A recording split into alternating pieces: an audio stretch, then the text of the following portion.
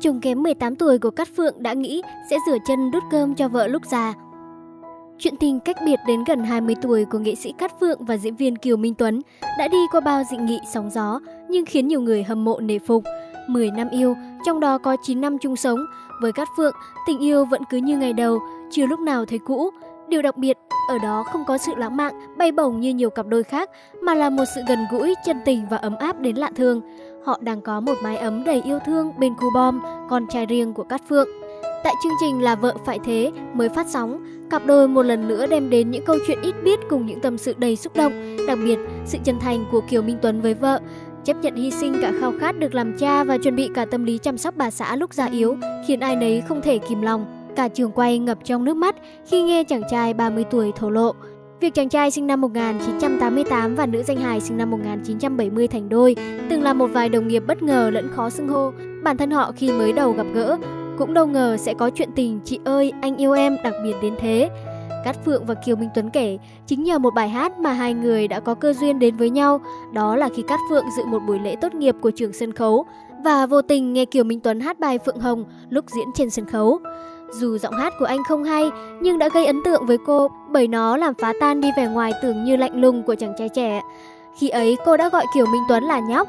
Ê nhóc, đi diễn tấu hề với chị không? Từ đó hai người liên lạc qua lại nhưng chỉ là trao đổi về lịch diễn. Rồi mỗi ngày đi diễn, Kiều Minh Tuấn thấy Cát Phượng cứ cô đơn, một mình đi diễn, anh dần nảy sinh tình cảm, muốn chở cô đi chung. Đến một ngày, Kiều Minh Tuấn nhắn một câu mà đến bây giờ nhớ lại, Cát Phượng vẫn thấy nghẹn trong lòng vì quá xúc động. Tôi muốn chở che cho bà, từ đó bà mẹ một con mới mở lòng sau những đổ vỡ, lỡ dở của một cuộc hôn nhân trước. Chính Kiều Minh Tuấn đã giúp Cát Phượng gạt bỏ đi những dị nghị của dư luận qua một bên và sống cho bản thân mình. Cô cho biết, nhiều khi ra đường Kiều Minh Tuấn hay nắm tay mình, cô ngại cho bản thân mình chứ không phải sợ người ta nhìn. Cô nói với Tuấn, hay đó, tóc tôi bắt đầu bạc rồi đấy ông nội. Nam diễn viên đáp, nếu tóc bà bạc, tôi cấm bà nhuộm, cứ để bạc vậy cho tôi, để yên như vậy.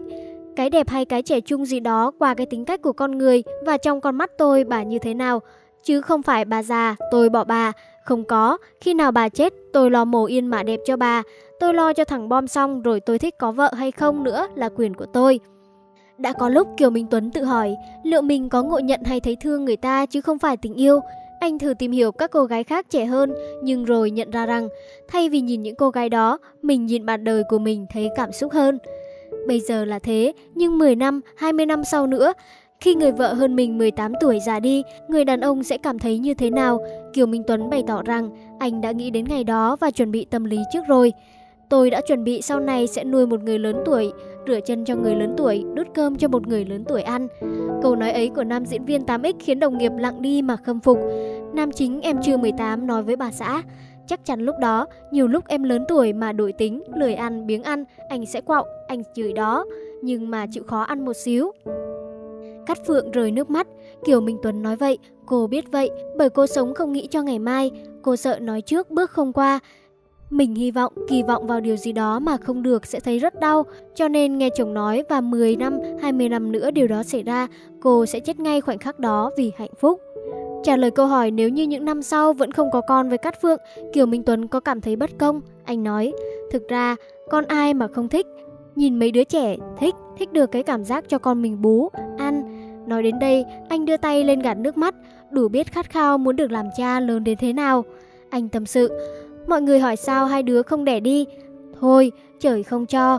Với lại tôi quan niệm, đẻ thì dễ mà nuôi dạy cực lắm, áp lực. Khi mình nuôi dạy Bom mới thấy được, mỗi một năm mà mình không dạy được gì cho nó không phát triển là một năm đó mình thất bại. Vậy thôi, nuôi một đứa là đủ rồi, trời cho thì mình nhận, không có thì mình thôi.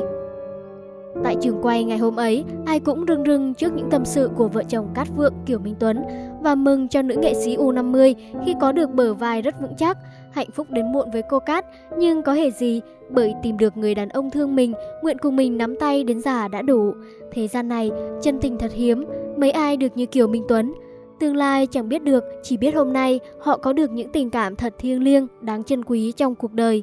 Cứ nói lời yêu như rút hết ruột gan, hèn chi Cát Phượng cứ ở bên Kiều Minh Tuấn là hạnh phúc không thể giấu.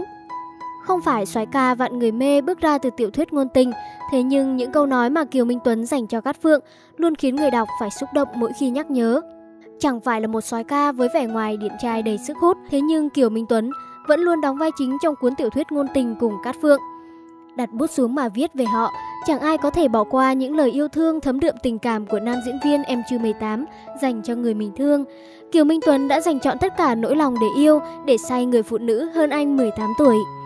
Yêu nhau 10 năm, từng trải qua biết bao sóng gió để bên nhau, mối tình chị em của Kiều Minh Tuấn và Cát Phượng vẫn cứ giản đơn mà không khỏi xúc động mỗi khi nhắc về. Một Kiều Minh Tuấn với vẻ ngẫu hứng bất cần trên màn ảnh, ấy thế mà cũng có những lúc mạnh mẽ, chững chạc tỉ mẫn từng chút đến thế bên cạnh người mình yêu. Đối với Kiều Minh Tuấn mà nói, giữa hai người dường như không còn chỉ là tình yêu mà còn hơn thế nữa, là tình thân, là tất cả, là từ giây phút cất lời tỏ tình. Chị, em yêu chị, cả hai đã hòa làm một.